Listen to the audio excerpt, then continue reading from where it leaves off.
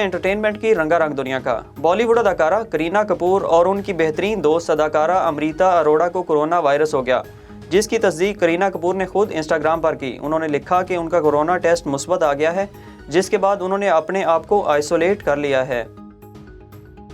Miss universe 2021 का title Bharat ने जीत लिया। 17वें मिस यूनिवर्स मुकाबले में भारत की हरनाज सिंधु ने कायनात की हसीन तरीन खातून का खिताब अपने नाम कर लिया। भारत की हरनाज ने टाइटल की दौड़ में शरीक पैराग्वे और जनूबी अफ्रीका की उम्मीदवारों को शिकस्त देकर फतह अपने नाम की। पाकिस्तान की बेहतरीन स्टार अदाकारा सजल अली एशिया की 7वीं बड़ी सेलिब्रिटी करार पाई हैं। मशहूर बरतानवी जरीदे एस्ट्रन आई ने एशिया के 50 टॉप सेलिब्रिटीज़ की फहरिस्त जारी कर दी है। सजल अली ने इस फहरिस्त में शाहरुख खान और अक्षय कुमार को भी पीछे छोड़ दिया। बरतानवी जरीदे की इस फहरिस्त में अक्षय कुमार का 18वां जबकि बॉलीवुड के बादशाह का 27वां नंबर है।